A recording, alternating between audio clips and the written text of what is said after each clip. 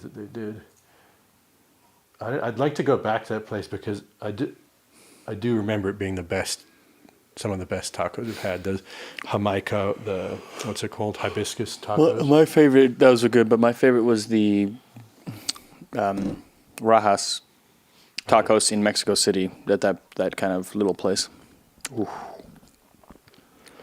I do miss that. I'm gonna make that, man. That made me think of that. Just because I had again some food here. Oh yeah. It was utterly disappointing. Yeah. Where though? Down in Austin? No, it was out here. Like we've had good meals there before, but then I don't know. Everything starts to taste actually the same in this city, and it's probably not just a city. It's like everywhere. Everyone's getting. You think about. It's not like people are going and selecting groceries. Everyone's using the same grocery delivery company, and unless they're very high-end restaurant that actually cares about what produce they're getting, it's Let me tell you something. Right? I made a mushroom ricotta ravioli from scratch, and it was lovely. All right. If you're hearing this and you're looking at a cat and a globe, we're about to get started. But I just need to pull up our chat so I can see everybody. Captcha. We can get into captchas.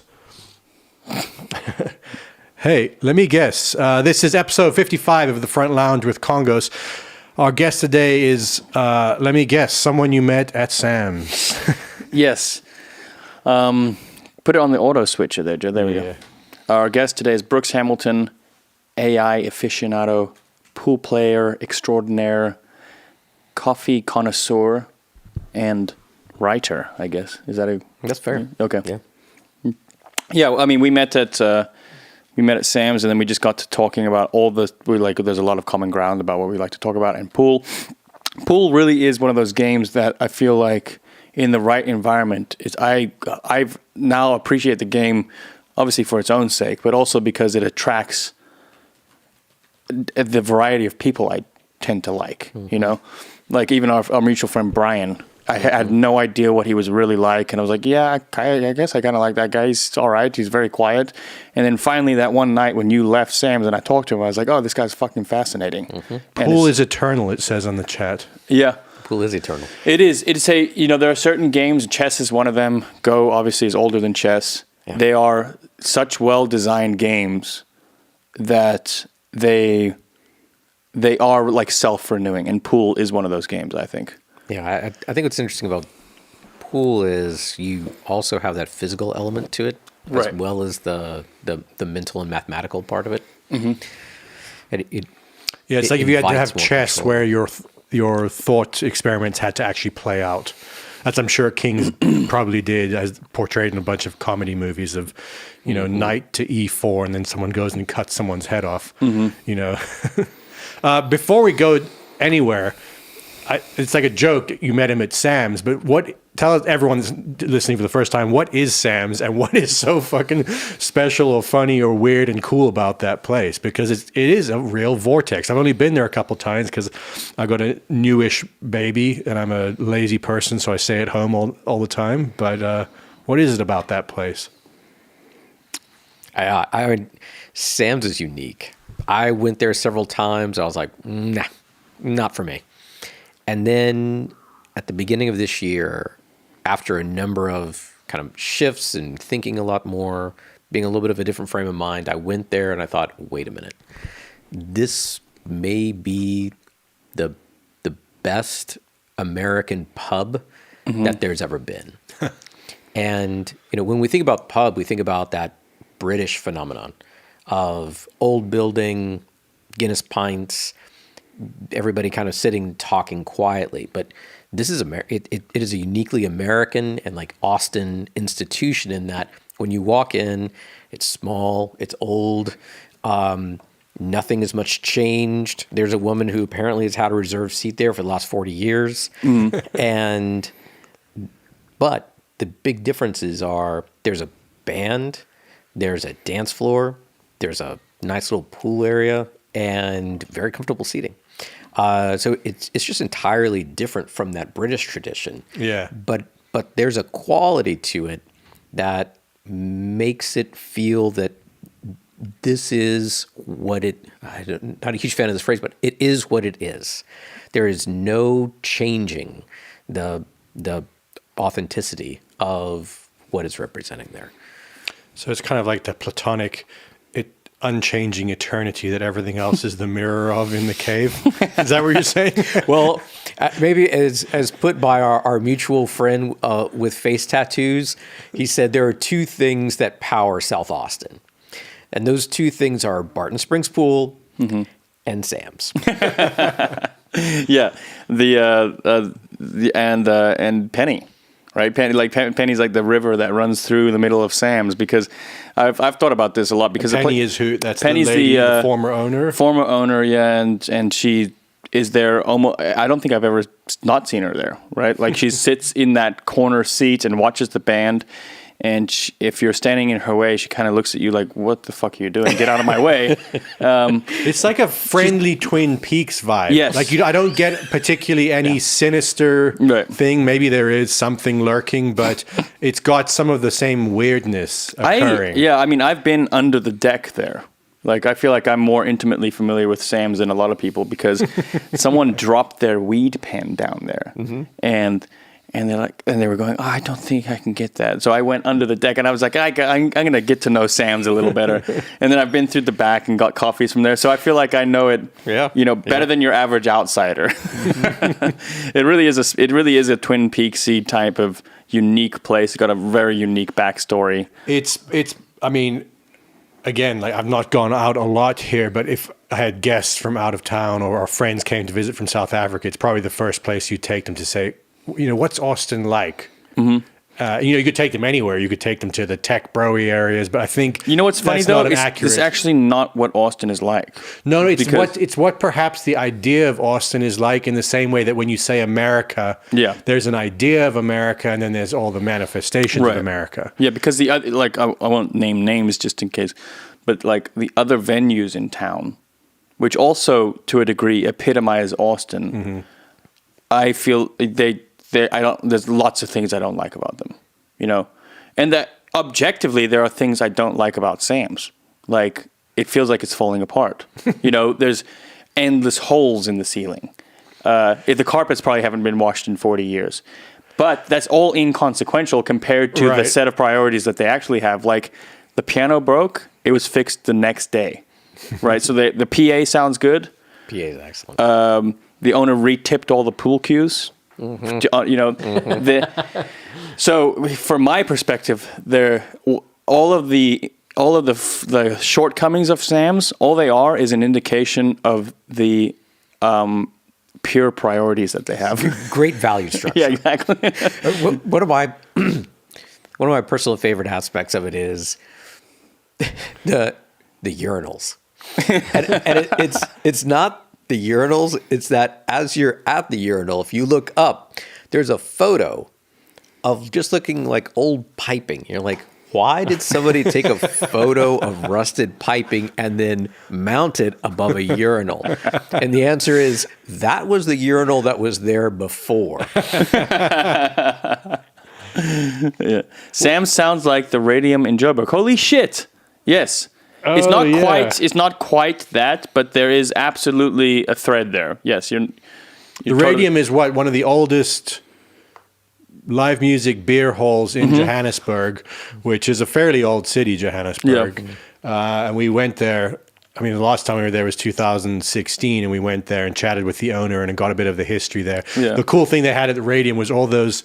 They had newspaper clippings throughout South Africa's history of just like the most absurd headlines. Yeah, and it's again a really cool place. Great music, good drinks, and that's where we made our American friends drink cane and cream sodas and Stro rum. Stro rum. Yeah.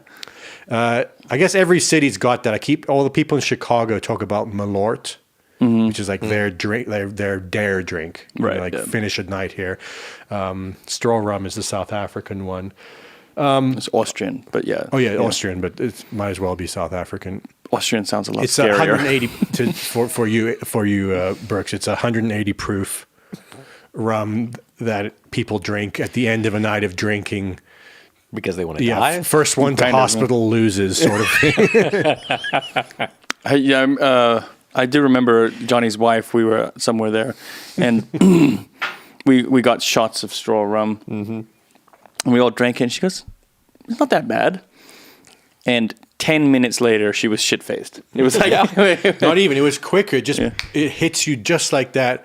And she was also like, "Oh yeah, like I'll do it. Stop making such a big Right. deal out of it." And everyone, including our good friends from South Africa, were like, "Call the ambulance." right.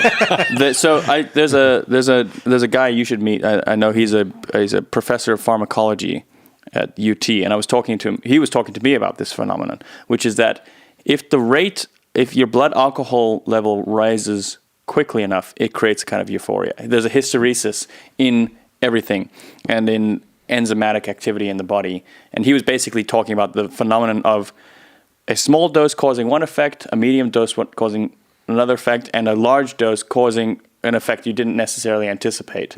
You know, and alcohol is kind of obvious because your body can't. If you were to drip it in there, it would clear it at a certain rate. But the kind of gears that turn on when something crosses a threshold are not revealed until that threshold. That's why a Boilermaker is such a great thing. You know, a shot and a beer combo. Right. Done like on tour. That's what the one thing. If people ask, what do I miss about tour? It's having Boilermakers with Mick. Right. At some bar at like 3 p.m. somewhere. They call them two steps here. Yeah. Okay. Yeah. Okay. Yeah. Of course. A shot and a beer. It's like you if you're gonna drink, there's you can drink all kinds of ways, but if you're trying to get that immediate alcohol impact, do it properly, and that's one way to do it. I don't miss drinking with Mick. Mick is our Scottish tour manager, and he nearly killed me once with martinis, so I don't miss that at all. Oh, I remember that night. Yeah. So we should get into part of the reason that you came here saying that you were the world's most authoritative expert on AI. Yeah, that's how I introduce myself everywhere. Basically, if you know more than 3% of what's going on, that's true to me. So we thought we'd chat about that a bit. Could you tell us a little bit about like how you are involved and your understanding of AI, and then perhaps, like we said before the show, just kind of walk us through as if I'm a 5-year-old who doesn't understand everything, which shouldn't be hard to do. Yeah. So I've spent the majority of my career working on implementing what we call like decision support. No, sorry. Danny's trying to hand you a drink. No, I think he's just trying to get you on mic a little bit more. I didn't know if it was that or he was offering me a shot, but implementing what we call decision support software. And that means just trying to make decisions easier in environments that are very difficult to sort through all the variables going on. And usually where that's shown up, at least in my career, is pricing decisions. So if you think about like large contracts, multi like $100 million, $200 million contracts, there are a lot of options in those contracts. Like how much volume can you take? What if the price swings? You're trying to understand, did I write a good contract or a bad contract? So we have ways of kind of figuring those things out. Then after that, kind of worked on a lot of complexity. So high complexity environments where the decisions themselves, each decision is really simple, but there are so many decisions that people need to make under so many different environments that it then becomes very challenging to make those in the most commercially profitable way. Mm-hmm. So like a quick example, you're familiar with Home Depot, right? Yeah, right. Intimately. So Home Depot has a professional arm too. That's about as large as their retail arm. And every single line item that they sell to somebody, like a plumber or electrician, every single one of those is negotiated. So it doesn't matter whether it's a tiny little electrician or a national group, everything is negotiated. And when a sales rep goes about setting a price, they'll think about something like, hey, I was able to get a win on that price because I was selling to a really big organization, so that price is probably a good one. Now I'm going to turn around and sell it to like a 2-person operation. I'll just use the same price. Right. Okay. So those are kind of like a quick example of that. So I spent about 20 years working on those. Then about 3 years ago. So to back up, when you say working on those, the software that you're doing, can you get a little more into the weeds of how it's helping these decision processes? Yeah. So that type of software works in a very different way than ChatGPT or some of the other like language models that maybe we'll talk about in a bit work. But the way in which those function is you pull in a tremendous amount of data from the organization that you're working with, like Home Depot, giant data structures. And you kind of figure out, hey, what do similar circumstances look like? And then you group those circumstances together. And this all kind of happens on the computer side. And then from a sales rep, all they see is just, here are 3 prices. Here's where I should start the negotiation. Here's ideally where I should end the negotiation. And whatever I do, if I should not go below a certain price or I'm going to get a call from my manager. And so the decision is still up to them, but it's just kind of a simple way of presenting those results. Okay. But it's a really different animal than what we began to see coming up. First in 2014 was when we got like the first glimmers of things. And then in May of 2020 is when the whole world kind of got flipped on its head in terms of artificial intelligence. So prior to this point, when a lot of it's done on the computer side, you said, but it's still relatively manual, as in, or simple algorithms that are just comparing data, not necessarily making, I guess we'll get into this, what the definition of artificial intelligence is, but not making complicated decisions. That's right. About these points of data. Yes. Okay. Yeah. But one thing you told me, or it's in your, we'll post a link to your Medium about this kind of stuff. But the training data set for ChatGPT is the next word guessing, right? But it's like the only thing that changes is the size of the training data or the model, the size of the model, and then you get my favorite Brooks phrase, emergent phenomena. But so like the actual inputs into the AI is very simple. It's like it's prompted with a sentence, yes, and then it has to guess the next or a missing word or so on, right? And that's all that is feeding it basically, and then it's interpreting that. But it's being fed 200,000 books and all sorts of chats and all sorts of online chat, blah blah, everything you can think of is being fed this, and then being deprived of a word and saying guess this word, and then its guesses get I'm assuming some kind of weighting that educates it. Is that about right? Yeah. So one way of thinking about this is, many people have tried to reduce what goes on in these large language models, and maybe we'll talk about what a large language model is in a second, to just guess the next word, and that these are just models that are trying to figure out what the next most likely best or most likely thing is to say. Mm-hmm. The way I look at it, and I think the way that the community is beginning to look at it is it's learning its environment.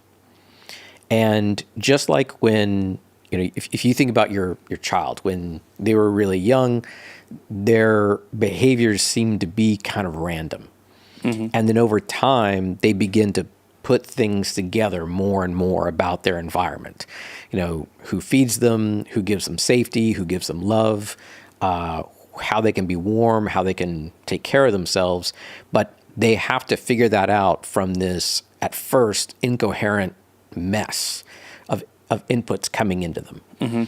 And luckily for humans, for babies, they're already dealing with a pretty good-sized model in their minds.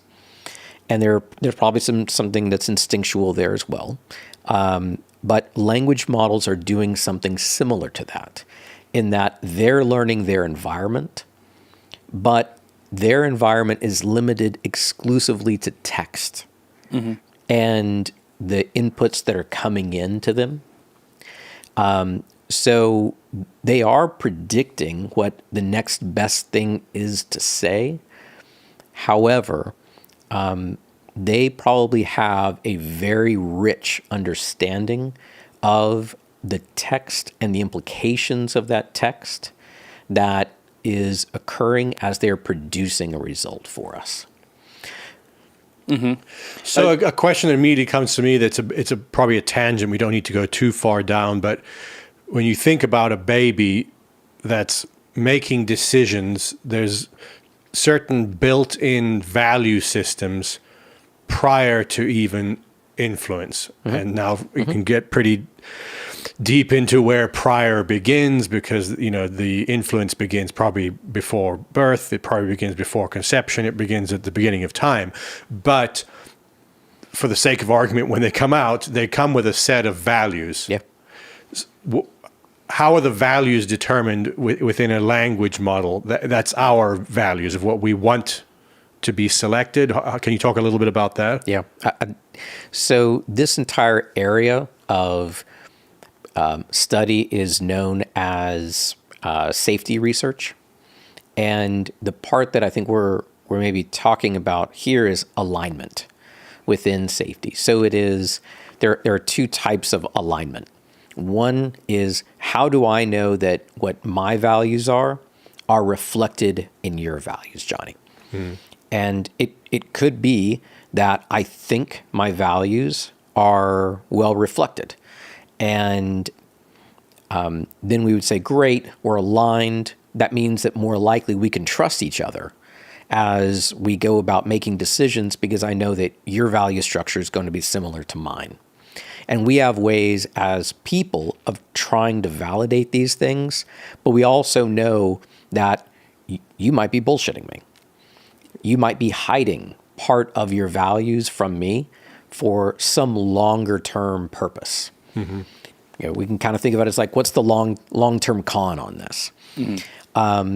So one of the items that's very challenging right now in AI systems is to be able to understand, are we actually aligned? Is there alignment in between a set of human values and a set of AI values? That's kind of what's called an inner alignment. Are they values? I mean, like all of the wording, and even learning, and it's learning its environment, right? These are all presumptions, and you could make the same argument that there's no. You could make the conscious zombie argument, right? Sure. That to each other we may as well be AI, because there's no way to cross that threshold and know whether you're conscious. I only interact with your external manifestations, and similarly, we only interact with the external manifestations of AI. So I'm not at all opposed to the idea that it is intelligence and it's a form of intelligence. What I'm opposed to is pretending to know what intelligence is. I don't know what it is. I don't know where it begins and ends.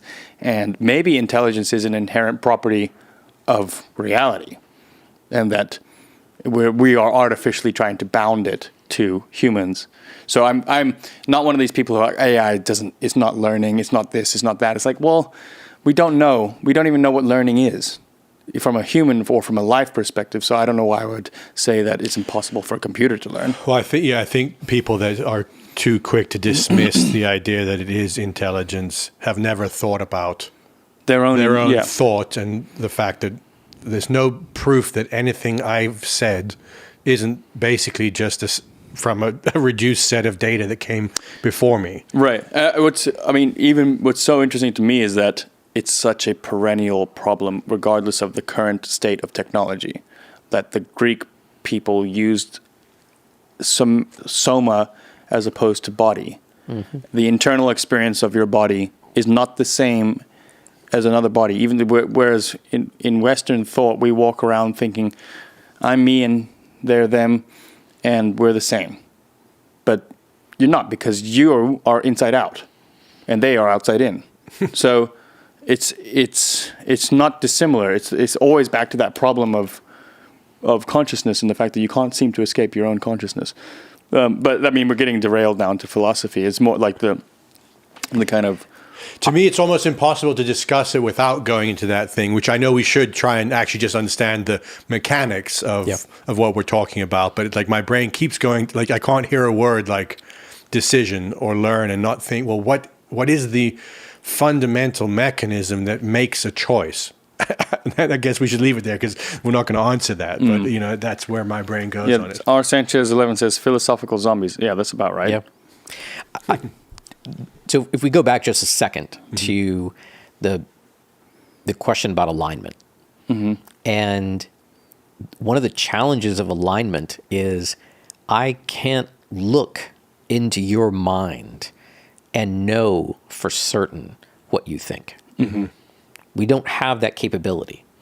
And maybe it's one of those things that we should never develop.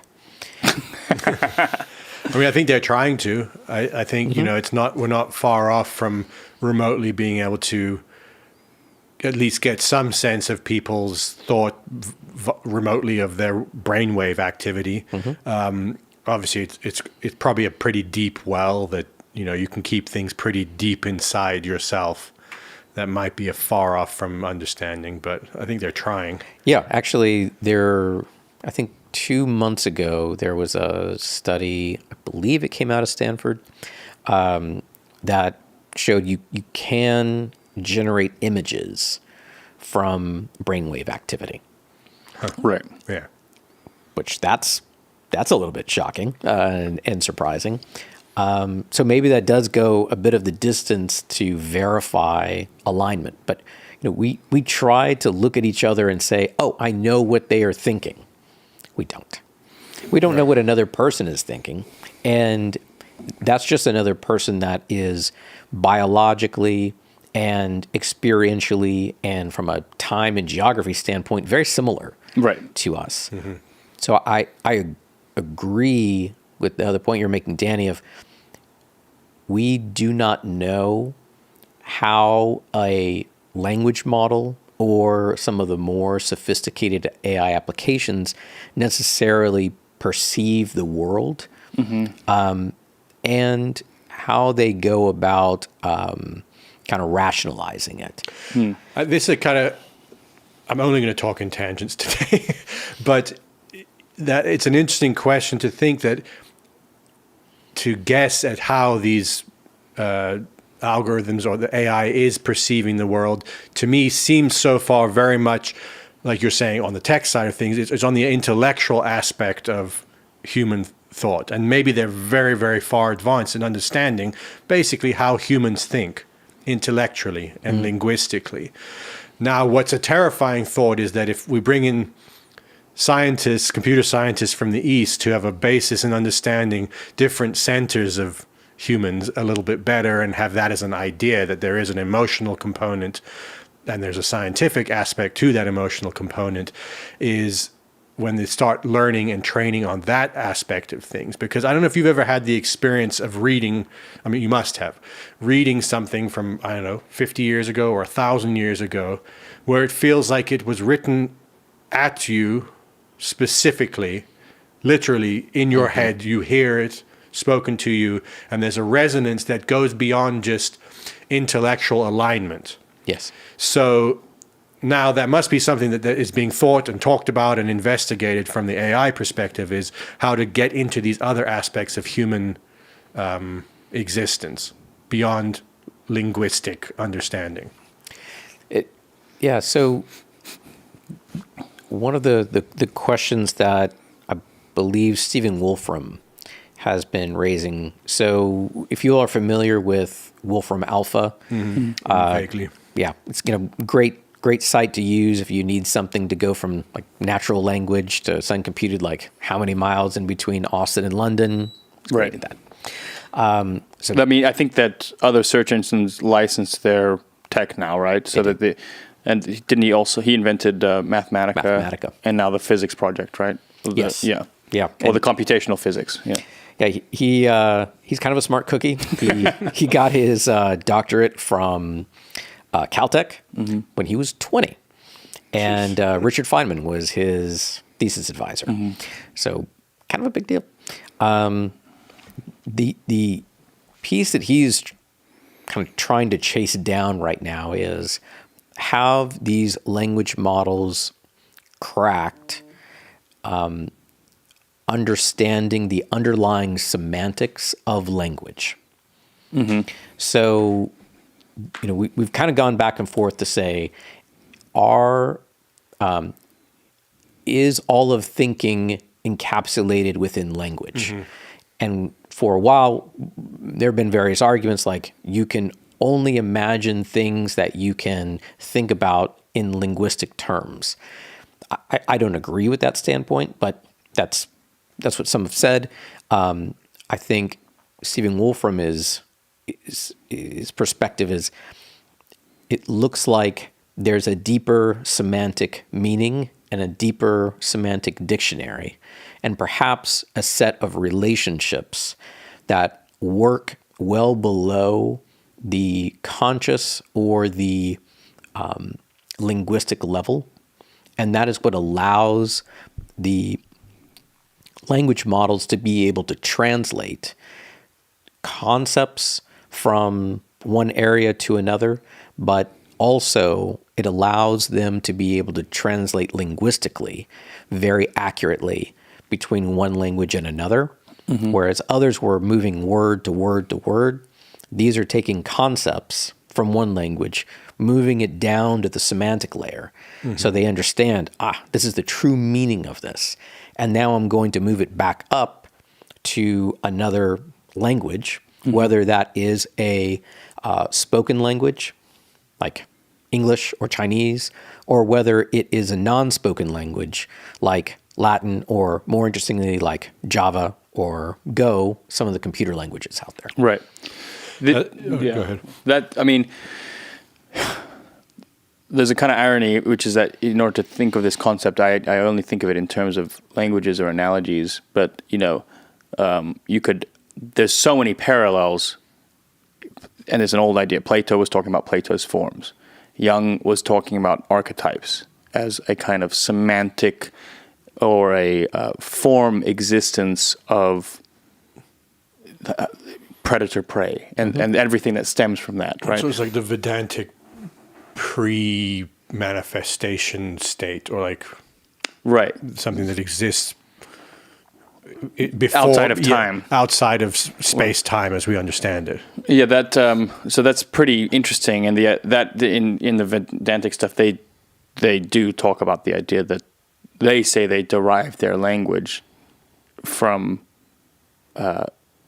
it corresponds with something which pre-exists. So the sound of words, etc., all of that kind of stuff, or it corresponds with something which is pre-existing. Which does seem entirely opposed to the kind of the Noam Chomsky type thing, which is that we develop this language through evolution and through expressions of the mouth, and then it influences. It's like it works backwards. Like once the language is there, then we have thoughts, and so we, how do you separate a thought from language? It's amazing that a linguist thought that language was the most important thing. Right. Yeah. I don't know why that's such an obvious point. What a cunt. It is a valid question, which is that I think if you think about it long enough, you can think of examples. They're called feelings. And that's a good. Those aren't thoughts, but they're maybe easier to recognize. To see that. Oh, I do have perceptions which are not linguistically captured. Yes, and that is highly obvious. I don't think you need to spend that much time on that question personally. Now, if I were to try to describe these feelings, of course that enters into the domain of language. That doesn't mean there aren't domains outside of language or pre-language, or a more fundamental language, however you want to define it. Of course, we only talk with language. I think it's interesting if you look at like Hindu ideas, the complexity linguistically that exists within the Vedantic tradition is like, it's basically incomprehensible how complicated of a system they have describing the universe. and not just the universe in like an astrological or astronomical way. Like every aspect of life is described within the Vedantas, down to like medicine, music, language. Like they've got an incredibly complex and unmined resource of thought on that. But it also appears to be like the opposite spectrum. The degree of the complexity of the thing also seems to relate to the degree to which they understand that not all things are linguistic. Like they keep trying to expand their ability to describe something that is ultimately indescribable. And those two poles have to coexist, it seems. Like as Chevy would say, ineffable, not uneffable.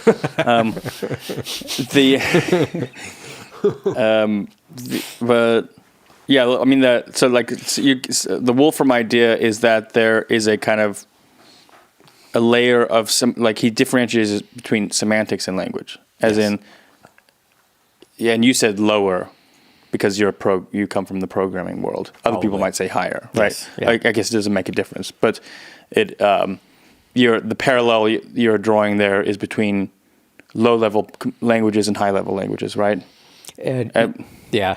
It'd be like if we were only exposed to BASIC or C++ or something like that, and then there was another C++ being saying, no, I think there's actually binary code or something. Like machine code under here. So right? for life is Wolfram saying there is a simple substrate, and from this simplicity emerges enormous complexity. Yes. Okay, yeah. And that Alan Wallace talks about, he uses that term a lot, substrate of the substrate of being, of consciousness, whatever, again, like words we can't really use to describe it, but that something occurs, it's like a membrane that is passed where the complexity then just like splashes into life that then we have to describe in all these complex terms. Yes. But it's there existing. I mean, they describe it as eternity as unchanging, using words, obviously, Right. but like that's a way to describe this thing, that what we're seeing is this moving reflection of an unchanging form that exists prior to manifestation down or up, however you want to do it, into this dimension or dimensions. That you sent me Wolfram's article about the second law of thermodynamics. Yeah. I mean, that's one of the most fascinating things I've read recently, because it is so highly philosophical, but it's coming from a mind who's clearly like a next level capable. And one that's historically, he's in his, I think, early 60s. He's been publishing papers on quantum physics that were peer-reviewed from the point that he was 17. So right. he's coming from a very rigorous scientific background. Yes, I mean, I was not that familiar with him. I'd listened to him before you talked about him. I'd listened to him on a podcast, and he was fucking fascinating. And what I really liked about him was that the amount he said we don't know or I don't know, that's always encouraging to me, because he's the exact opposite of arrogance. He's so empirical in his approach to everything that for me, he's the epitome of what a scientist should be. And he's the opposite of Neil deGrasse Tyson, who's fucking annoying. Don't get me started. Yeah, anyway, their approaches are so different, and the level of understanding is so different. It's the depth behind Wolfram is like, you can tell it's endless. Anyway, the article you sent me was about entropy. Yes. And the second law of thermodynamics. And I'll try to summarize what I gather from it, which is that he would use computer models and then create digital objects with attributes that have behaviors or laws which govern them. Mm-hmm. And if the bounds of these digital objects' environment was symmetrical and simple, you would end up with behaviors that did not look entropic, that would not display automatically the second law of thermodynamics, which is that heat dissipates and chaos, whatever that word means, ensues. Yeah. But then by very minorly changing the environment for these digital objects, you would get what appears to be random behavior. And you couldn't deduce the simplicity of the laws and of the environment based upon a later date of observing this random behavior. It's like the analogy he used was you could create the digits of pi with relatively simple algorithms, but by looking at pi, you couldn't go find the algorithm that created it. Is that a symptom of how far down into the chaos we are? Yeah, I mean that's kind of what he's getting at. Yeah, Is there more to it than that? I mean, obviously there is endlessly more, but like, I like the point that you said, which I think that article highlights, and maybe this is going to kind of, I think, come back to the language models, is there are a number of things which we've been able to model via reducible algorithms. Like, hey, if you throw a ball, you know about how far it's going to go, and you know about when it's going to land and where it's going to land. Those are very reducible things. But like, how does a society operate? How does an economy operate? Like, you could probably say, what are the rules for an economy? And we kind of know. It's like, yeah, we're trying to create value, we're trying to buy low and sell high, whatever. But how all of that necessarily becomes what we see today as like our larger consumer economy, that is a very, very difficult thing to model. And you can't do it via simple algorithms.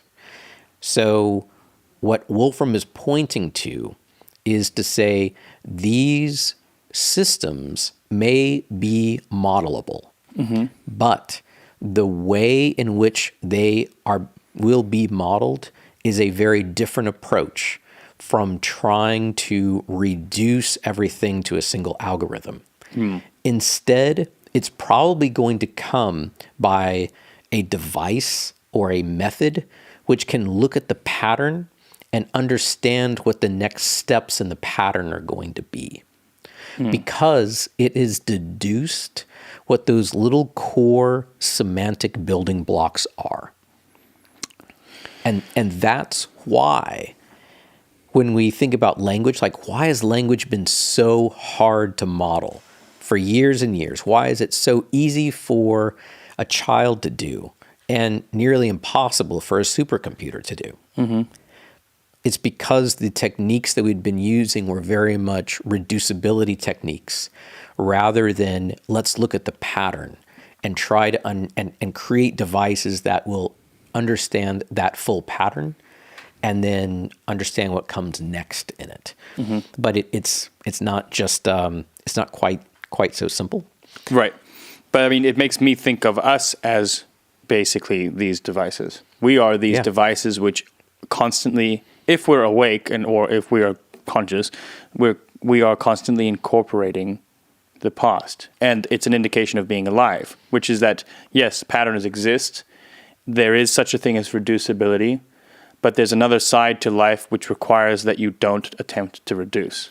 Well, I mean, it comes across in all esoteric schools with the idea that schools appear at various times throughout history and then they disappear because they're only appropriate at any given time. And any attempt to look backward at the writings of these schools, whether it's Christianity, Vedic teachings, or Buddhism, anything, you can gather certain things from it, but I don't think you can gather what was taught in those schools entirely, because there is a movingness to any aspect of truth that is not reducible, at least not in the way that we would like to reduce things always into something concrete and unmoving in our world.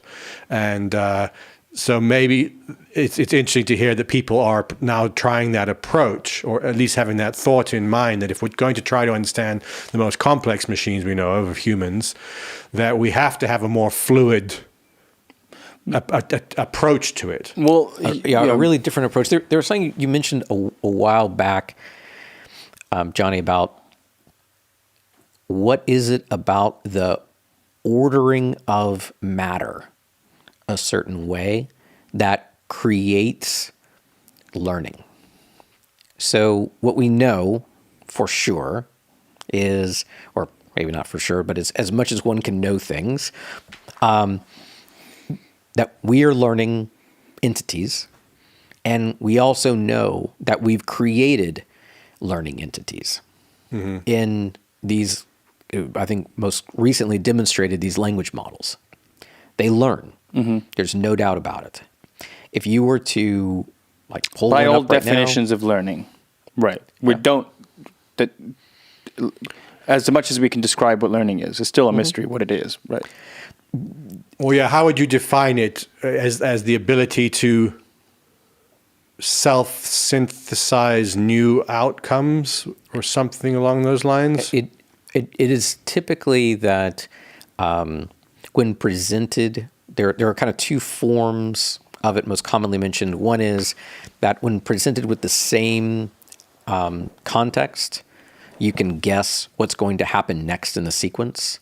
And then the other is you can use that information that you've gained about what happens next in certain sequences. And then when you're presented with a novel set of contexts, you can figure out what the right answer is, or at least figure out what the most likely next occurrence is going to be. Yeah, that. So I'm going to actually bring us back Yeah. around to just finish the concept, which is we know that there are a lot of entities out there, like maybe a piano or a cup or whatever, that probably either don't learn or don't learn on any kind of a time frame or way in which we are very familiar with. However, there are another set of entities or objects, depending upon how we look at it, which absolutely learn.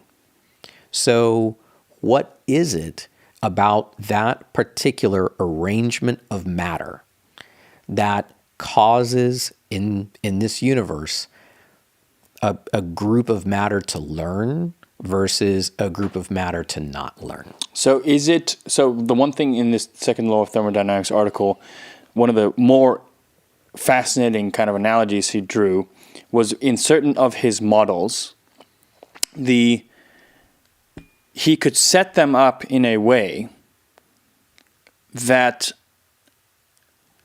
the second law of thermodynamics seemed to be to not occur. Basically, the behavior displayed non-entropic qualities, even though the rules that dictated the kind of digital objects would lead to what you would think is entropy. And he set up all of these different things where it would be like over this time frame, this short time frame, it would appear entropic. There was no way to attribute anything but randomness to the behavior, no way to look backwards. But if you gave it long enough, a wave of non-entropic behavior would emerge.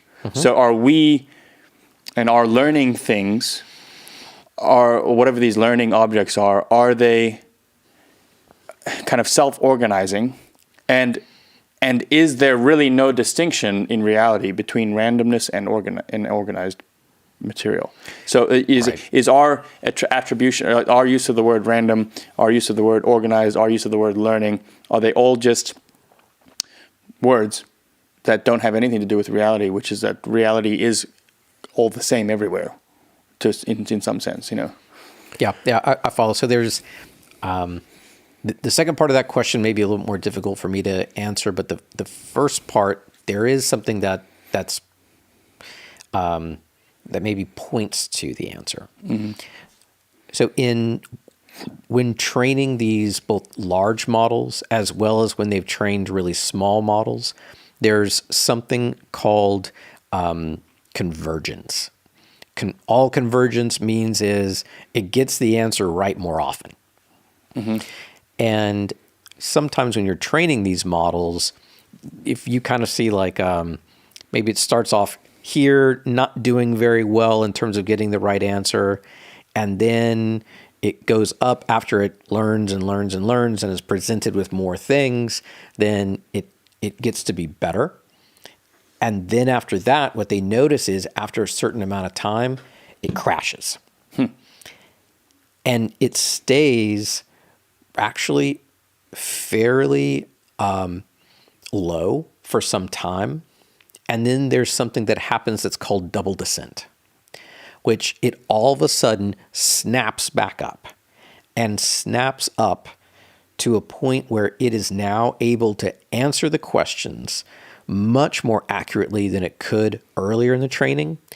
And it has apparently understood some of the deeper context within which those languages or contexts are presented. This is not at this point, researchers do not understand why that is the case.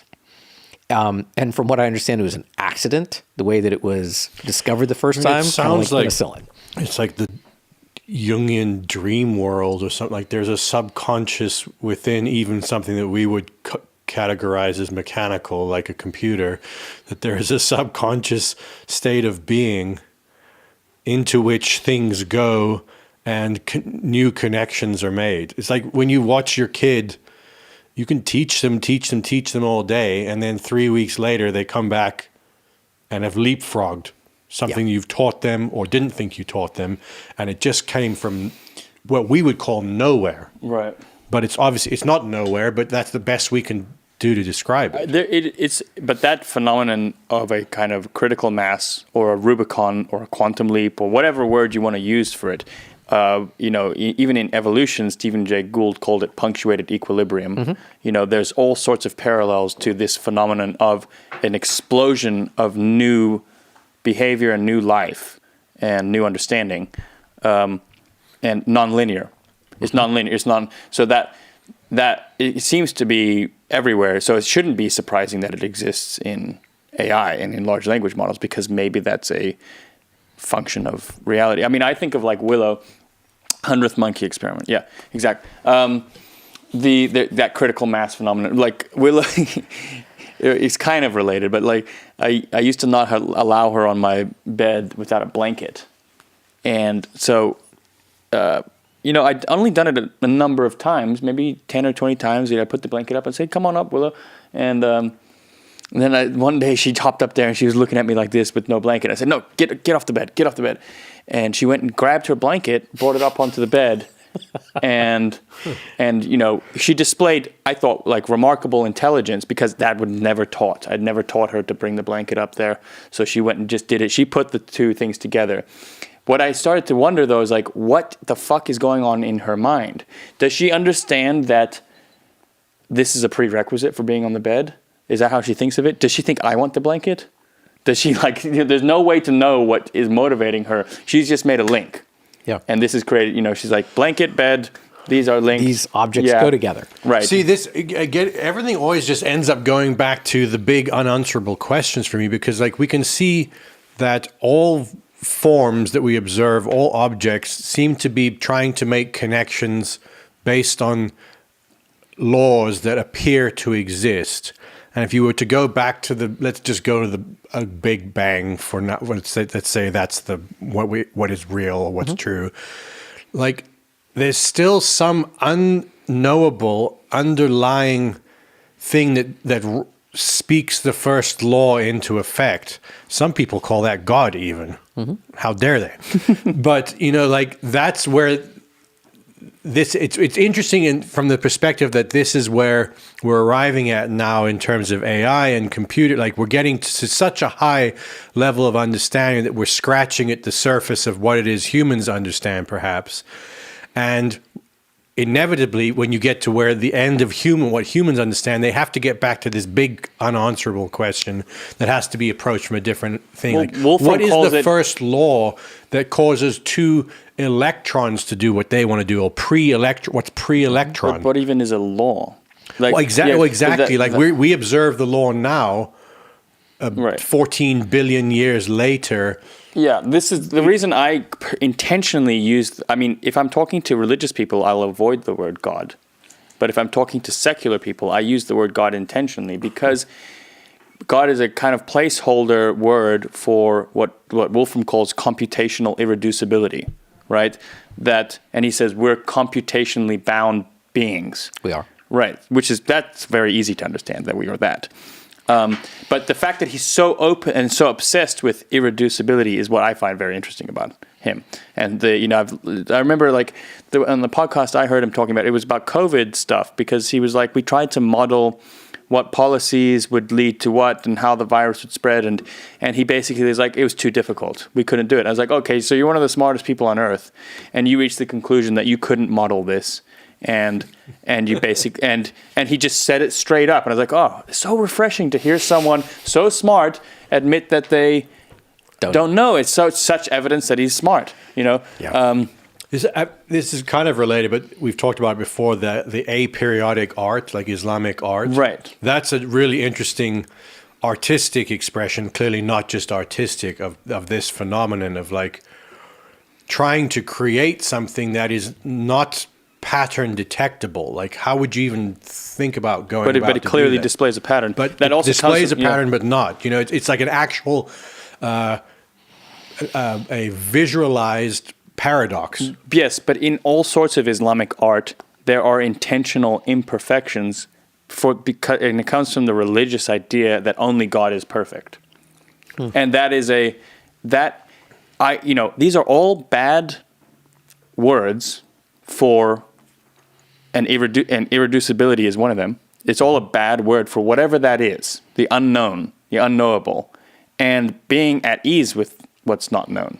You know, so that for me, that's all related. To that idea.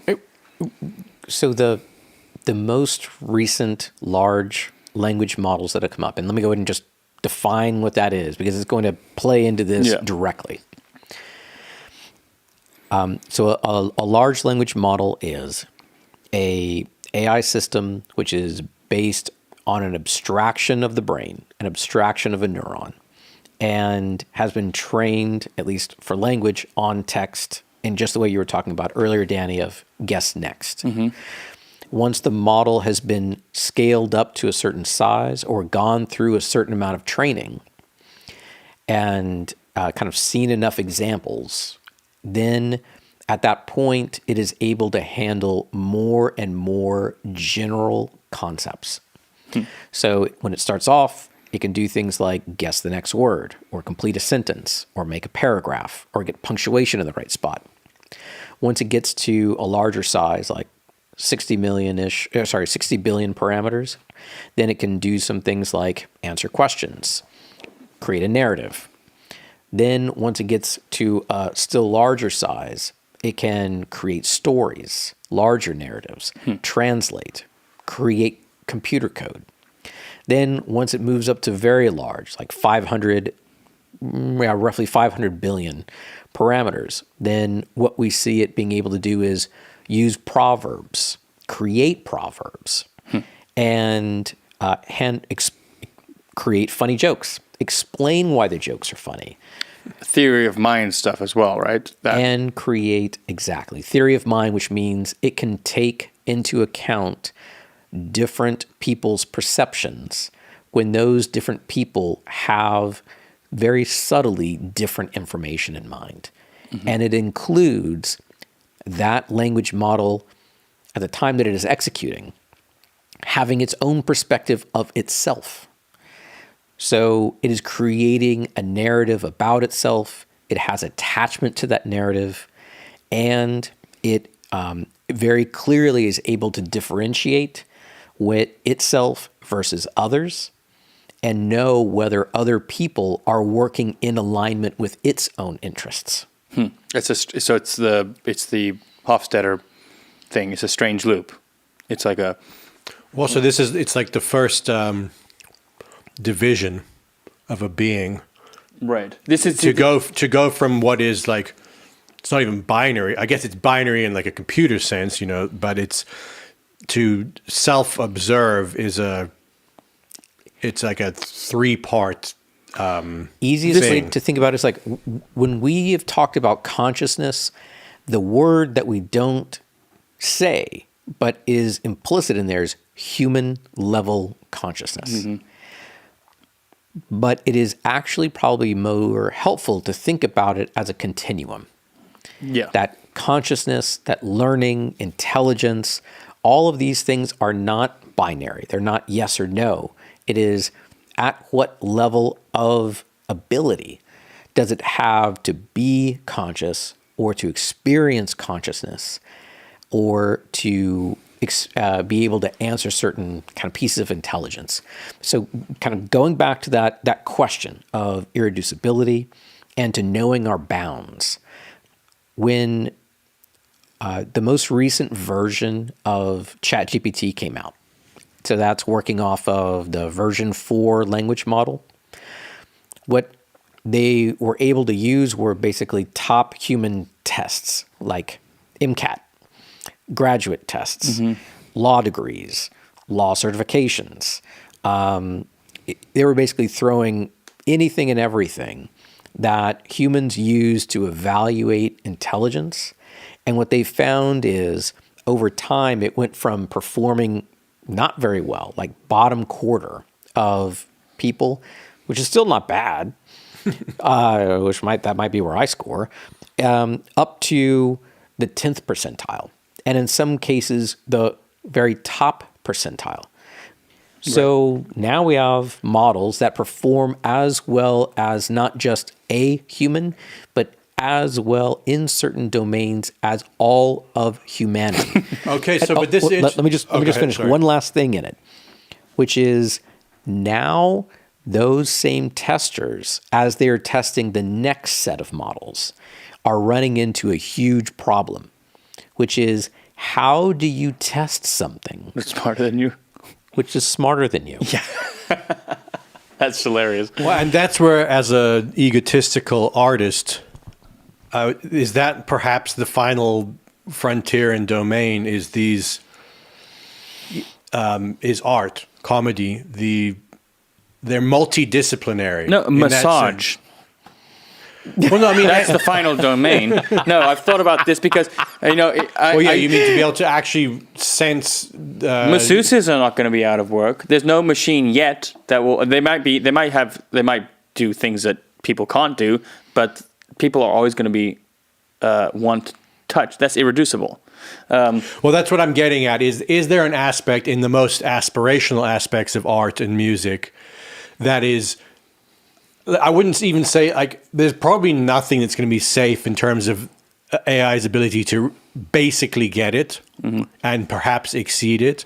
But there's an element of hope in me that at the top levels where the great artists, and certainly wouldn't put myself in this category, they are touching so close to the irreducible that it's like that's what's special about it. Because an MCAT or like a law degree is one thing, and I'm not denigrating that. Like I don't have a law degree or I'm not a doctor, but when you look at something, for instance, like I don't know, like I always go back to this, but like Bach, like St. Matthew's Passion or Da Vinci, any of these the great artists throughout history. I don't think we can quite comprehend the scale and the depth of what they've created until you go deeper and deeper I think into what you're it. basically expressing is fear. Yeah. You're basically what you're expressing is that if AI can do everything we can do eventually, does that make me invalid? Yes, it's partially fear. It's partially what I would say is faith, and not faith in the way that word has been degenerated into a useless word. But the idea that if everything I can do can be captured by a machine, I have faith that something exists outside of that. I don't have to give a name to it. I don't have to even think that it's positive or whatever. But that I have to imagine and stretch my imagination to the point of thinking that something exists out of my current state of existence and being and thought. And that's, I think, what faith is at the deepest level in the religious sense, is that there is, it's an asymptote of being beyond which it is possible to ascend, but how, like it's a paradox. Like, I can't get past it, but I know that something must exist beyond there. I always had this idea, because I always used to think, because back alien invasions, people always liked the idea of alien invasions, and this was before AI. Now AI is the new aliens, right? Because AI is and it's more palpable because you can see it happening. But people always used to think, oh, if the aliens come down, will they be benevolent? Will they want to kill us? You know, oh, they must be these advanced beings. How are we going to get along with them? And what I always thought was, the irony of it would be that the people who would be made irrelevant wouldn't be plumbers, it wouldn't be farmers and all that, or masseuses.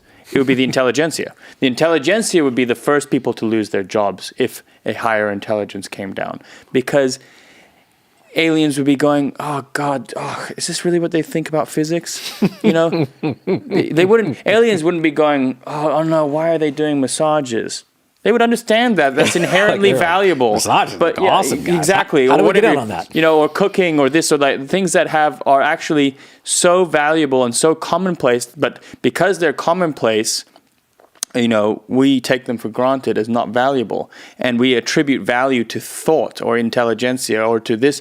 And I'm excited personally about the fact that previous ways of thinking and the people who think they are smart could be made entirely invalid. I think it's hilarious. So let's be more precise about that.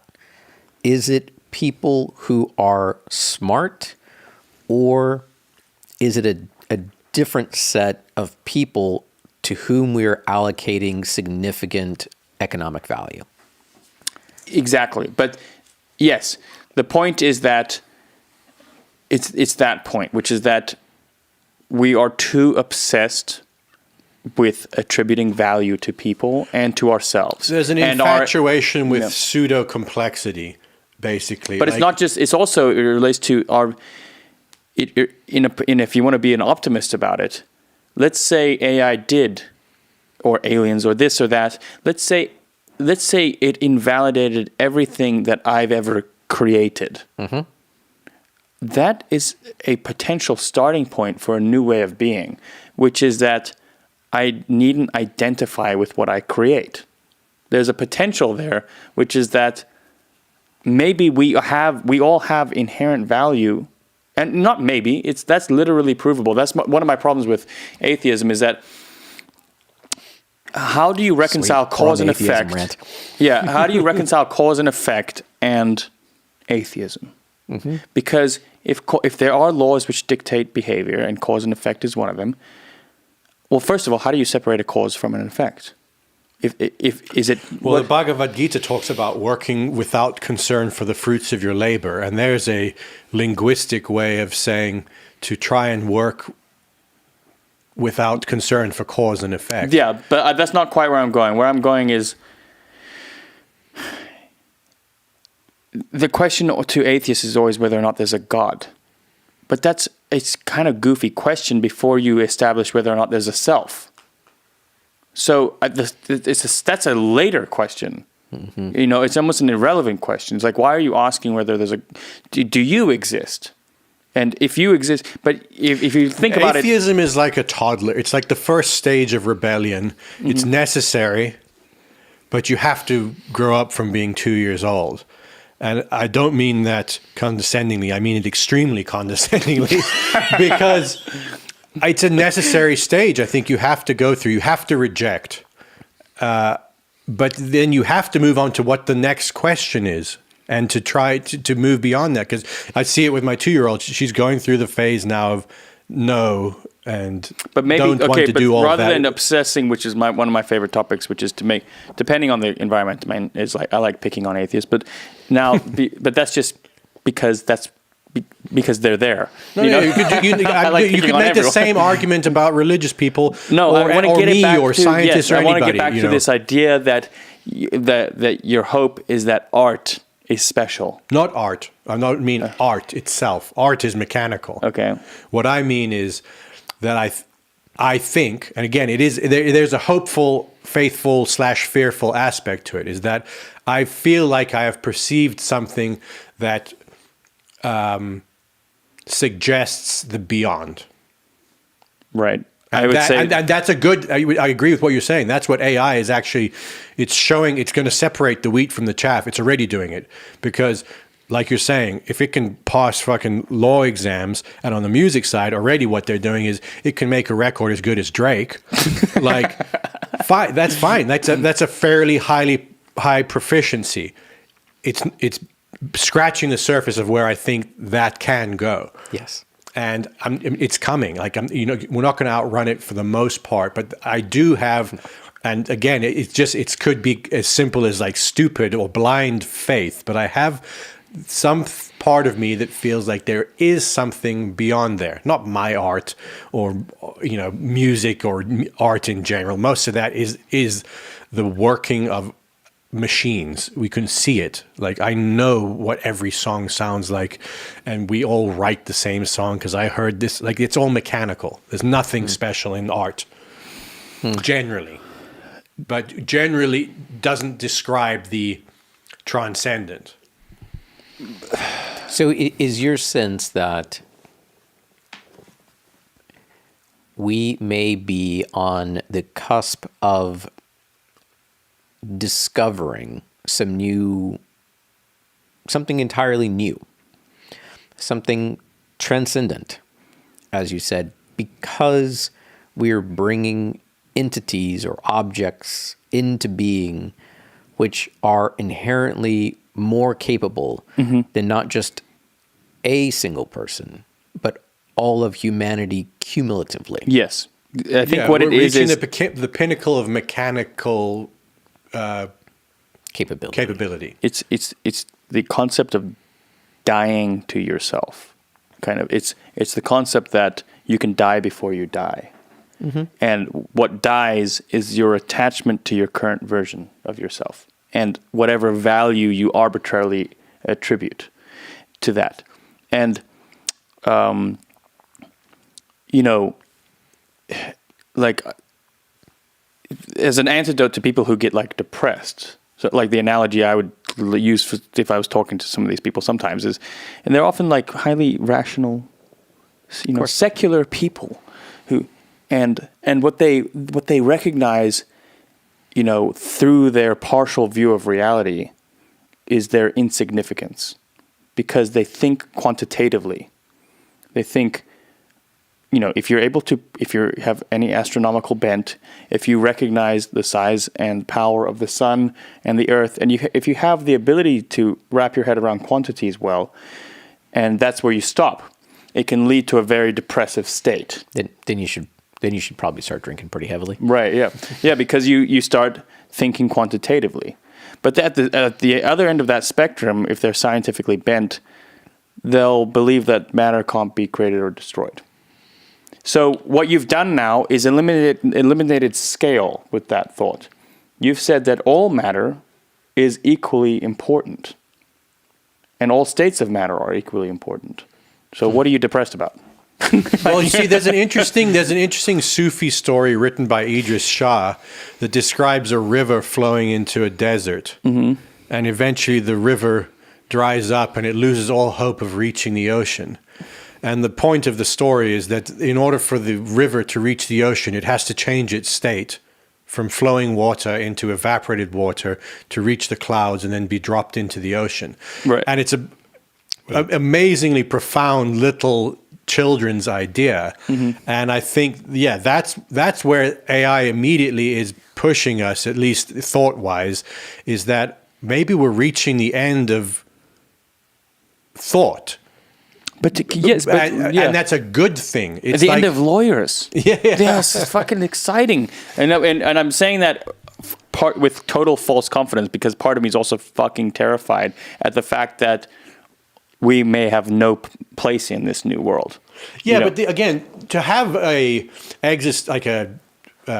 surface existential fear of something taking your job is perfectly normal and acceptable. And I say fucking kill all those Boston Dynamics dogs now before it's too late. But on a spiritual, that guy who pushes them in the videos, he's the first to go. No, I know. He's going to be the first. But have you seen them already? They're going to turn on their kicking handlers, them. yeah. You can't kill them. Yeah, They're already at the point of no anymore. return. But I'm saying from a spiritual standpoint, whatever that word means, but you know what I mean. It is a great point to be at. It's like, okay, cool. this type of thinking, of which I think I'm so good at, and this type of making music, it's done. Yeah. Try something entirely different, and I don't know what that is. But every great tradition, scientific and religious, has talked about this point. Yeah. They have talked about the point that there must be a death, A paradigm shift. yes, and a rebirth. But before that death, and the important order in the esoteric schools is that there must be a knowing of self before you die. Otherwise, what dies? You can't just die. You must have an understanding of what it is that dies. A paradigm. Yes. But it relates to that. I can't remember his name. Stephen Kuhn. He wrote Structure of Scientific Revolutions, and he kind of popularized the phrase paradigm. And his whole point was that the paradigm is useful to a point, because the paradigm creates the axioms which allow you to develop greater understanding within a framework. And eventually, you reach the ceiling of that framework, and a new framework is necessary to move beyond that. So this AI, aliens, whatever anything like that, and that people's excitement and apprehension surrounding it, I think, is the prospect of the paradigms of society changing. That's what's enticing about it. There's also, on the flip side, in this super spiritualist type realm of wanting always to escape the current paradigm they're in, like it's always like this, like, well, once we get beyond the physical body, and dude, the iPhone 16, that's going to change everything. Yeah, but they do effectively. The spiritual version of that is like, well, once I get out of this body, that's when life begins. Right. And I think that's obviously clearly a stupid way. You can accept that there is an above and a below, and that they do both exist, and that it's the bridge between the two that needs to be filled. I just need one more round of Botox. That won't fix it. I was just thinking the same thing. So what evidence have you seen? This is now not outside of any spiritual or deep scientific sense. Like, what scared the shit out of you in terms of something you've seen AI achieve that's actually kind of really terrifying to you? And then on the flip side of that, that's like potentially inspiring as to what it could offer to us. Yeah, that's a great question. So there were a few guidelines that one of the first AI conferences that was held, I think, like a decade ago in Asilomar, California, led by Max Tegmark, who's a professor at MIT. All of the heads of the AI research labs went there. Just like in Asilomar was actually the same place that the environmental movement of the United States started. And that's why they chose it. And what they laid out was, hey, there's certain things that you should not allow an AI system to do. An advanced one. One is, don't hook it up directly to the internet. Whoops. 2, don't teach it to code. 3, don't train it on text that it itself has created or modified. So we're kind of 0 for 3 at the moment. Right. Wait, the third one, why does that matter? Self-awareness or something? Yeah. Two things. So it can produce text, potentially add information in that text, which is not easy to detect for us, and basically create a method to for it to create its own Easter eggs. So its own kind of trapdoors. And if you look at what's going on right now, a tremendous amount of code is being added to most systems that are out there. And the code is notably not security proof. Right. Which is not a surprise because most code out there isn't either. Right. So it's kind of like, it's more of the same. Is this going to change end user license agreements? Because they're, at the moment, they say when you agree to this, you are agreeing to have this data collected. And eventually it's going to say, you agree that we don't know what's happening. It's something like where this might be used. Right. You agree that basically it's going to be a very short end user license agreement, which says we don't know what's going on, and you agree not to sue us. That's all you really need. Yeah. That's kind of the end user license agreement today. But Right. It's very elaborate. So when they had this conference, and now it's been ignored, obviously, by everyone. pretty much. What's the result? Yeah. So the portion that, if we think about, if we go back to the early part of the conversation on alignment, we hope that these systems are aligned and that they have they even have a value structure, which is unclear. Second, that value structure somewhat matches our own, and that they then also don't feel like deceiving us in order to move forward on their plans. But wouldn't they only deceive us if they had a value structure? Big old question. Right. Yeah. So let me just kind of go back and answer the question. What came about in early April was a shocker for a number of people out there, which was a freshman at USC, University of Southern California, published a paper saying, hey, I figured out a way to have language models behave like an agent. And what that means is, if you have a language model today and, you go to ChatGPT, you can type stuff to it, it outputs stuff back to you, and that's that. It won't go and mess with things, at least as far as we know, on your computer or change the temperature settings in your house or any of those other things. It has limited capabilities at this point of getting out of the box. Right. What this student did, and what others have now taken forward very rapidly, is something called AutoGPT. But it creates an agent. So let's say you have something simple, like I want to negotiate a better phone plan. Mm-hmm. Like we all want a better phone plan. Mm-hmm. Then what it'll do is it'll take that one sentence, send it to the language model and say, what steps would I need to go through in order to get a better negotiated deal on my phone plan? The language model says, probably these 6 things. So, go out there, study who the major providers are in your geography, know what their offers are right now, know what your current plan is, negotiate it. So then it sends it back and has that list of items. Then they send that list of items back to the language model and say, pretend like you're an expert within negotiating cell plans. Is this the right set of activities to do? And it'll say, well, yeah, but the thing you really need to point out is what's available within the contract. What is the current contract that you're under? So I know what the negotiation is. Mm-hmm. Okay.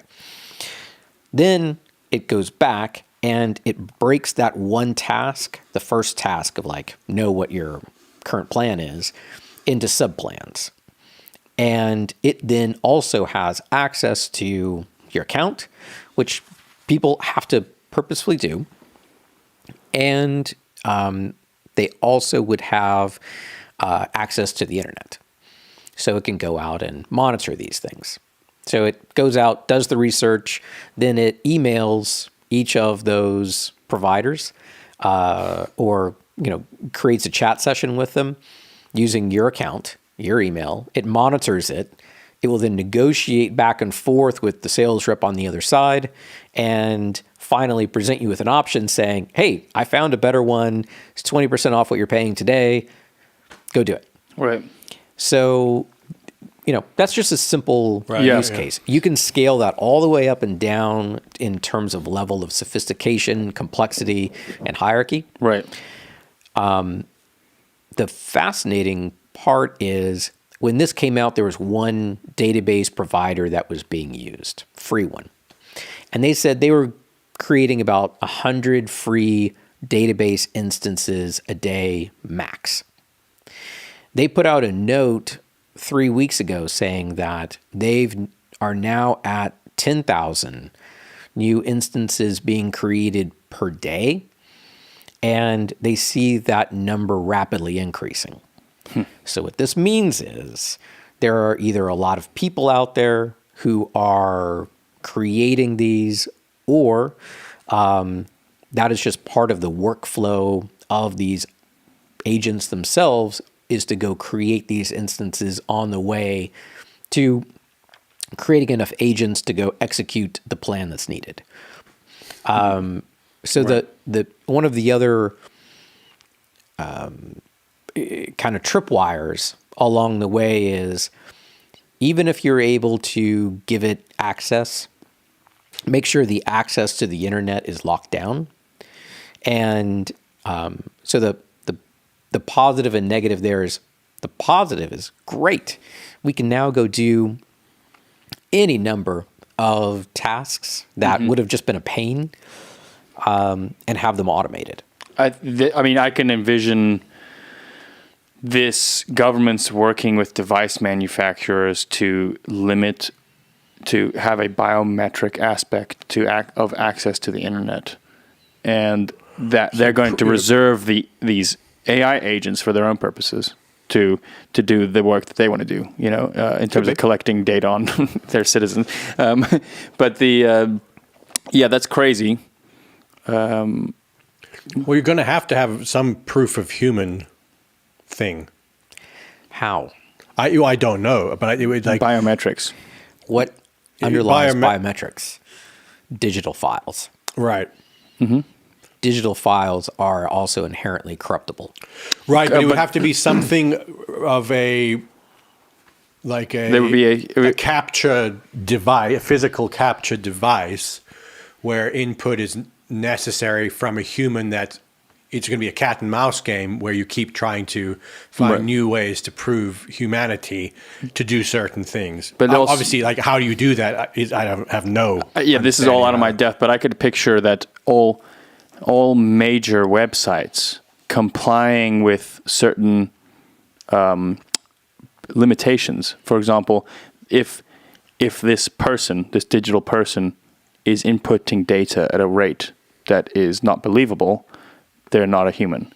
Then it will. I can envision having to go get your internet license from a government employee who's going to say, here you go. Here's your new 2044 social security number, QR code, tattoo shit, whatever it is, chip, and now you can go access the internet, and we know that you're a person accessing the internet, and we'll just reserve AI for ourselves. Isn't this a part of what proper crypto token systems are trying to address? Is that you basically have to put a cost on processing and or activity to eliminate just widespread bot doing everything. Like there has to be a cost, as in like if I want to go do something, there's a physical consequence it needs to cost something. Yeah. It's an economic model that has to arrive. Otherwise, if it's a free for all, then obviously AI wins. I do find it just with the example you gave of the price discovery, right? That everyone always thinks of these economic systems like communism, socialism, capitalism, this or that, fascism, mixing of state and private and all the property structures, all of that kind of stuff. They think of them as like, oh, these are ideas, and then we do these ideas. As opposed to your favorite phrase, emergent phenomena. I think of economic systems as a consequence of the state of the organization that is already existing. Communism emerges out of certain circumstances. And now we're in this new circumstance where the speed of information and the speed of travel is so fast that the world is much smaller than it's ever been.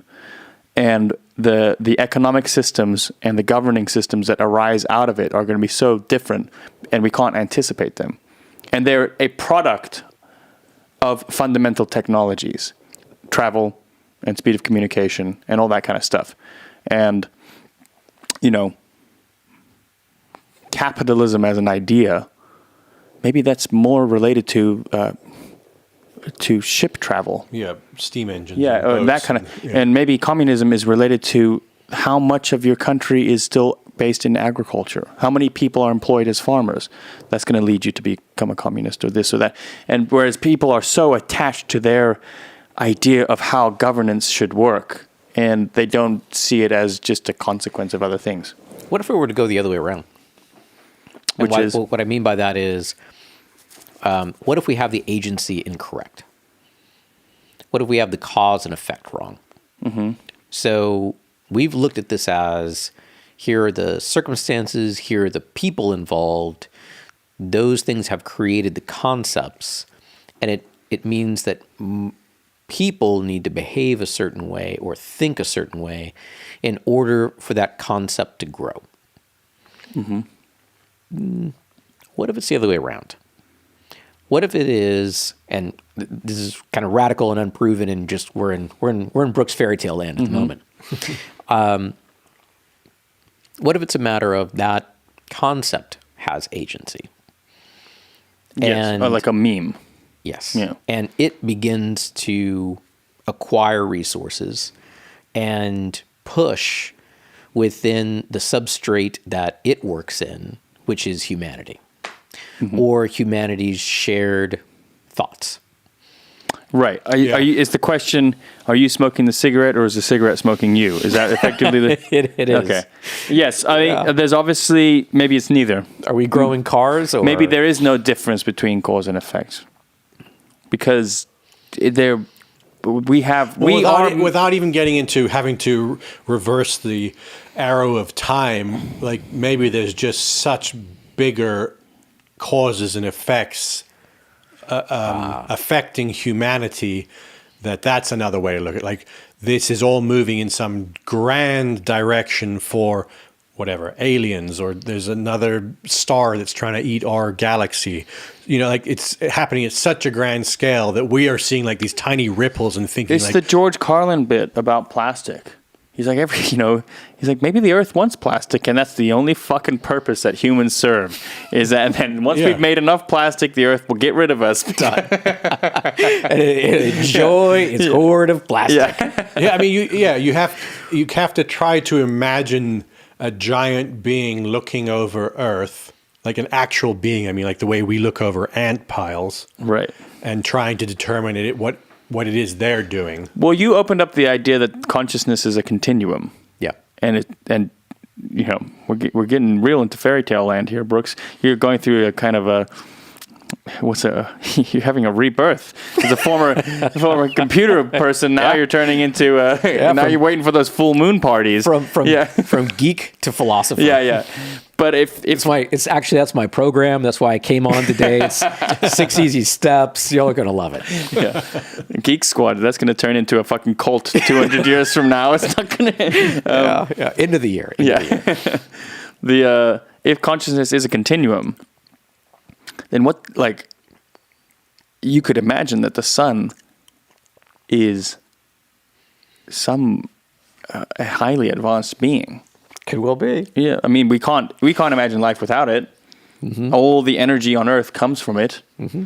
All of the expression of life is electromagnetic energy behaving after it's stored. Right, like sunlight. Albert St. Georgi, he was the guy who discovered vitamin C, how muscles kind of work. He was a multiple Nobel laureate, genius, biochemist. And he said that life is fundamentally two processes, photosynthesis and its reversal. And that kind of, if consciousness is a continuum and there's no way to get into whether you're conscious or I'm conscious or that computer's conscious or that dog is conscious or that table, well, I believe that they are based on faith. There's no proof of that. And I have faith that the sun is a conscious being as an extrapolation. And I think it's ridiculous to not be open to that. And that's my problem with the fucking atheists. When you do sun salutations in the morning within yoga, I just literally envisage us as a bunch of cells within a great body doing our morning exercises, trying to help the sun, our big body, out. The same way I would fucking hope that my little blood cells wake up every morning and do their push-ups to help me exist. And Come on, by immune that kind system, of go. stupid analogy, But I think you know what's funny is that when you do your push-ups, your cells want to do their push-ups. right. Well, no, but it's who's the center of that universe and where does cause begin? Yeah. It's kind of like a silly way of thinking about it, but like, yeah, in my brain, the sun is a conscious being, and it's probably not the most conscious being. That and maybe is a bit of a callback to the question posed earlier on why is it that certain arrangements of matter create consciousness, or at least learning, and others don't. And at this point, we've only looked at the systems which we are building and said, when we arrange atoms in a certain way, then we can get this system to be able to learn. Mm-hmm. We haven't really taken those same concepts of this arrangement and gone around and looked about what we would consider the natural world to see where else might this arrangement occur. Mm-hmm. So could it be the sun? Could it be forests? Could it be, people think octopi are sentient? Yeah, they are. The funguses. I think the sentient argument for me, it's like once you accept the hard problem, which is that you can't actually prove sentience outside of yourself to anyone. It's even hard to prove it to yourself sometimes that you are, conscious. I feel attacked, but go on. No. I mean, like for me, it's like every time I bump my head, I'm like, oh, I'm an unconscious zombie, But it is so obvious to me that consciousness is pervasive. Now, whether it's a phenomenon that comes out of matter or whether consciousness creates matter, all of these for me are kind of inadequate anyway, descriptions that don't matter. Consciousness and matter are inseparable, or at least matter is inseparable from consciousness. Because, what's that Billie Eilish album, Where Did We Go When We Sleep? It's a good question. What if there's no observer, etc. All of this stuff has already been addressed thousands of times, and we don't need new language unless you're a person who's not thought about this, and perhaps you haven't had your mind opened up in those ways, then it needs to be opened up.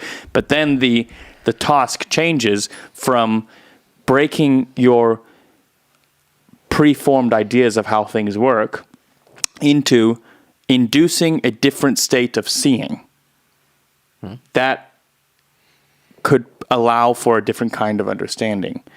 Now, and I don't know if you can necessarily think your way into that state of perception. It might require different kinds of frictions. That's the only way I can describe it. Yeah, I mean, it's. If we are even if we are just purely this mechanical thing, to think that the thinking center of this machine is the only thing that can get you somewhere, I think is like silly. It's like looking at a car and saying the wheels make it move. You have to try and understand the whole machine to see what the machine is capable of. Mm-hmm. There was an interesting point here about AI is not genuine where humanity is. That's the only hope and difference of validity of humans compared to AI. Think about the accountability of all standards is diminishing with the use of AI. Accountability. Well, that's a similar argument to corporate personhood.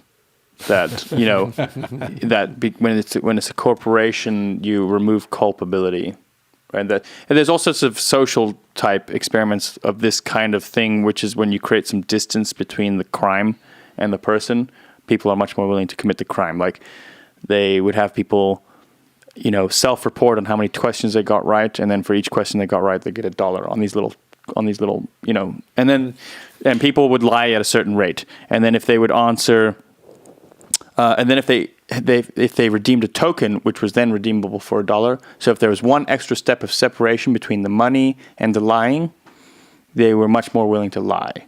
So I do think that there is an element of accountability that happens when there is distance, right? Then, like, you could say the same thing about not everyone, lots of people eat meat.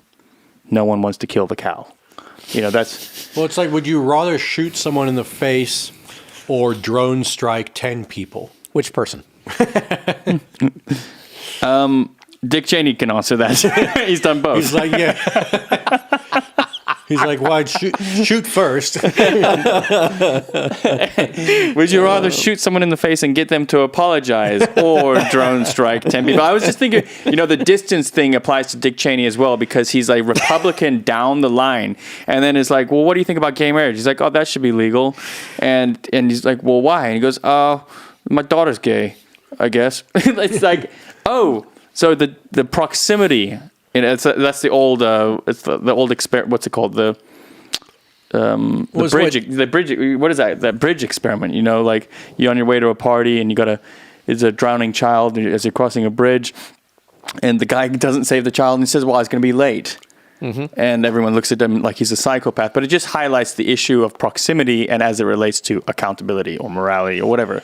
Well, you can only be accountable to something which is in your proximity. But you see, that also comes back to your question of self. If you perceive self as this incredibly isolated thing that exists separate from everything else, then your accountability to the rest of existence is nil.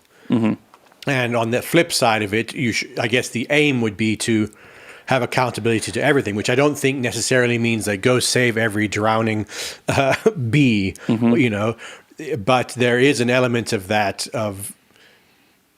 it's like self-evidential. The more connected you feel to things, the more accountable you are, and it's governed by some deeper conscience, not by law. So yeah, I actually pulled two things together from both the early part of this discussion as well as a prior discussion that you all had about Austin.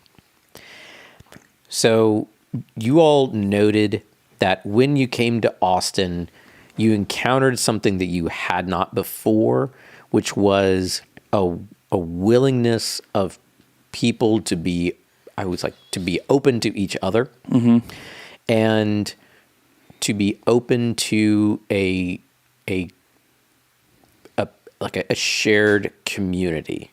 And that wasn't a top-down thing. It was instead something which everybody independently needed to be open to. Oh, this came from the Henry Miller idea. Yes. Yeah, about the idea that communities is an emergent phenomenon. Yeah. And the second part is, what is it about Sam's that kind of feels that way? It's very hard to say. I don't think it's hard. It's easy. You could say it's this or that or this, and there could be a fundamental note that is creating long-standing resonances, that we don't know. And in my mind, it's linked to Penny. So everyone thinks, oh, it's all of these things matter. Obviously, all the people who run it. They obviously mattered, like the staple of Ramsey and his band on Saturdays and all that kind of stuff. And obviously there's a kind of ethos there. But the more I think about it, how fucking weird is it that Penny's in her 90s? She's like 95 or something like that. Or something, and she's there almost every night, watching the music, listening to the music. And I don't know what her involvement is anymore. But my understanding is that she intentionally kind of handed it over to preserve it. She didn't feel like she had the kind of energy or capacity to keep running this place. So that for me is a harmonic in musical terms. Everything that happens there is a kind of harmonic of the fundamental tone. And I don't know what that fundamental tone was. It might have been one person. It might have been a group of people. It might be the location. It might be... Who knows? Maybe it's Remember the Alamo. Who the fuck knows? I don't know, I don't... There's if the right do, as in the first note of a scale, is sounded with the right intention, that can carry for a long time. And if it's sounded incorrectly with the wrong intention, it hits inevitable barriers in its movement through the universe, and it changes. And perhaps something in there was sounded right where it's been able to keep a thing through it, which gives you the thought of when an idea lasts for thousands of years in humanity, or a piece of music or art or scientific thought lasts for a long time, it has to be valued just for that alone. Right. It has to be valued for the fact that it was sounded in such a way that it withstood all the natural tendency towards slowing down and or changing that exists in material world, you know? It's like it was well shot, that arrow. So you have to try to think why was that well shot, you know? And it's something like we all deal with on a personal basis. We deal with as a band, trying to stay together, have a singular focus. Like the intentions have to. It's more than just like keep it together. It has to be like what's the if the intentions are right, everything else falls into place. Well, there is a kind of the aphorisms that they have hanging up on the wall, I think, are linked to it, because and it's in keeping with the kind of disrepair aspect of the place, which is like there's a sign that says "Friends are the best part of life," and so like one of the other, what's the other one? Someday you'll remember how important these days were, or something like that, or how, you know, I can't remember the other one. They're basically like, they sound like something you could get at Home Goods as like a trite little pillow that you could do if you were setting up your new Airbnb and you wanted to appeal to the Gwyneth Paltrow aficionados of the world. But in that context, there are cliches which are true. Yeah. You know, they're Yes. It's absolutely true. Like the holes in the ceiling don't matter. That truly doesn't matter. No. So I think that is one of the threads that people who like that place and who, you know, want to continue it, I think that's one of the things that they're aiming for. You know, and everyone who goes there is like, and the people who find it special have kind of identified with that. Well, it side has of a natural selection process to it, Sans, because if you walk in there and you're the type that's going to leave a shitty Yelp review, then it's not for you, and you're not going to come back. Yeah. You know, it's like we always talk about, like you can know that certain restaurants are going to be good by the types of bad reviews that are left there. Like, food took 20 minutes extra to come out, or the service was terrible. They didn't bring me napkins. Like, okay, you don't understand the intention of this place. You know, so yeah. All right. I think we should stop. There was a little pause there. I think we should stop because it's been an hour and 47 minutes. Let's do this again. Yeah. There's a lot more to talk about, I'm sure. And then the next time we do it in a few months or whatever, it'll probably all have changed and we'll all be working for Twitter AI because that's the one thing. I guess let's just talk about that real quick. Yeah. He's building probably going to be the most powerful, worst AI, right? Perhaps, That's got to be the secret plan of like acquiring Twitter, Elon. I think that eventually, once we get in to have a better understanding of what these systems look like, we should probably do a forensic analysis of the applications and the AI applications that Facebook has been running for the last decade. You mean Mark Zuckerberg? Yeah. Oh, no, I thought he was the AI application that Facebook has been running. It was maybe just a matter of self-propagation. If that's the case, I'm not worried because he's not very advanced. I Why know would that he's a bot. Yeah. Humans like self-powered surfboards. With flags. Right. Have you seen that clip of him where he's like sweating in that interview and the interviewer is like, "Do you want to take your jacket off?" And he goes, "No." And then he goes, "I guess I could take it." It's like watching a computer. It's one of the most interesting things I've ever seen in my life. He starts like kind of panicking, and then I don't know how to describe it other than it's as if AI was doing an impression of a human. Okay, speaking of that, this is not bad, and I don't want to shit on Matthew McConaughey because I basically like a lot of what he's done. No, he's reached a point now, in my opinion, where it's like enough already. Yeah, Matthew, here's an ad for Lincoln, because obviously he's heavily involved with Lincoln. But I wish he would just do an ad like, I like this car, it's fast, it does this, buy this car. Right. Fine, it's a fucking ad, it's commerce, I believe in capitalism to a certain extent. Watch this ad now, how genuine it is, quote. I love road trips. I think I've learned more on road trips than I've learned just about anywhere else in life. It's like a classroom, it's like an office. It's a place where my memory catches up with me. It's a place where I get far enough away from my past that I'm not worried about it, and something about that makes me not even worry about my damn future, and I can be present, and then all of a sudden my past and the future all makes hell more sense. Road trips are so good for us in the head and the heart and the spirit. And I'm ready to take one. Again, how about you? You want to take a road trip? I'll take my road trip. You take your road trip. And if you can't take a little road trip right now, what about a road trip you've taken in the past? Share some memories, some photos, some videos of road trips in your past where you crossed some things that turned you on, that you got an appetite for, maybe an indigestion for. The memory caught up with you, where you got inspired, where maybe something happened to you on the road trip where you changed for the better. Share your favorite photos and videos with me on social media, and I'll share them with you. At Officially McConaughey, hashtag Highway to More, because that's the point of this whole gig. When we take a road trip, it's not just like we're going nowhere. We're going somewhere.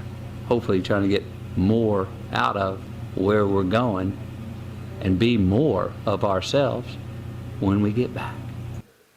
Jesus fucking Christ. It's I will never buy. I'm boycotting Lincoln because of that ad. It's I wish the serial killer killed him in True Detective now. He's crossed the Rubicon, if that's the right phrase. That is an ad, right? Yeah, no, it's a straight up ad for Lincoln. Like he's tagged Lincoln. Oh, yeah. It's a thing. I mean, if it's not, then I don't know what the fuck that is. If it's not an ad, it's like the My Lincoln Motor Co. was parked in this video.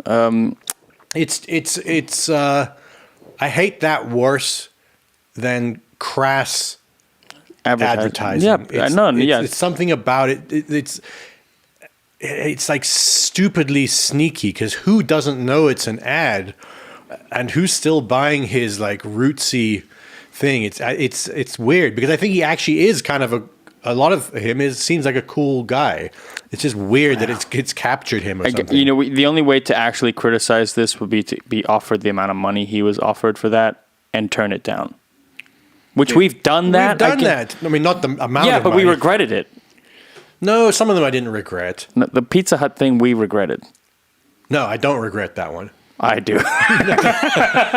No, there were other ones I didn't regret. The Pizza Hut one, because that was... I guess you could justify that it led to other... Yeah, it was... I don't mean morally. I don't believe in morals, but it was a good business decision to reject the Pizza. I guess what this Pizza is Hut like, this is came embarrassing. to us saying they wanted to use our song in an ad, and we were reluctant, and then they sent us the ad, and it was like cheesy pizza, and like, come with me now, and cheesy pizza lands on it. It was just like so embarrassing. We thought this might actually be bad for our brand, which was non-existent at that point. And they came back to us, and they said, what if we just do instrumental? They kept raising the number. I think what happened was an advertising person had put the song in, showed it to someone higher up at corporate. They liked it. And now he didn't want to fucking get in trouble for having pitched something where he hadn't cleared the song. So it was like, what number can I give you? He was trapped. So he's like, what about this? Make up a number. And we just said no. We didn't think it was a good look for us. And Danny's saying, we regret. Yeah, obviously I'd love to have had that money. But I think more money came from, like, it could have been one of those ones where someone would be sitting around, which I'm sure they do with us, because it's not like we turned down a lot, going like, what the fuck is Congas doing? Like we're doing with Matthew McConaughey. The only reason here. this makes me uncomfortable is because there's still a part of me that wants to be taken seriously by the world, but that is a goofy thing to want. And maybe he's just fully fucking liberated, and he doesn't take himself seriously, and he doesn't care if you don't take him seriously.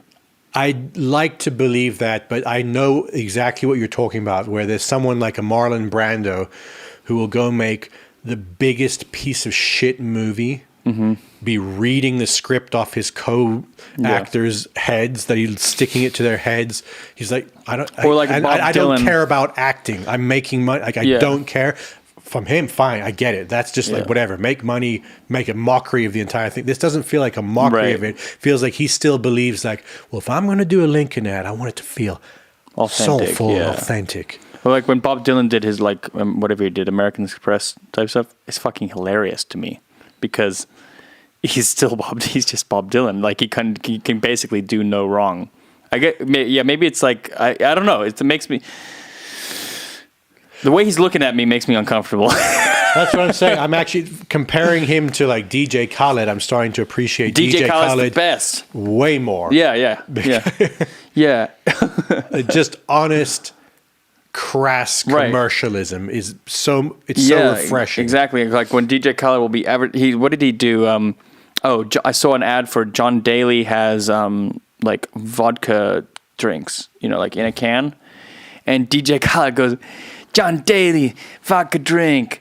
I'm gonna try it right now. As soon as he puts it up to his mouth, he goes, it's amazing. It's amazing. And it's just like, he didn't have time to touch sides, and that's fucking awesome. Like, he's one of my heroes now. Yeah. All right, guys.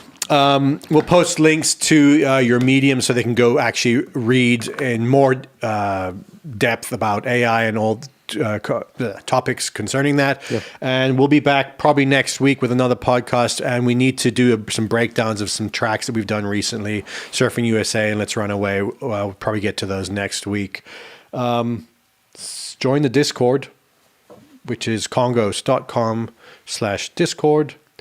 And that's about it. Thank you for coming on, man. It was great chatting with you, and we'll see you at Sam's.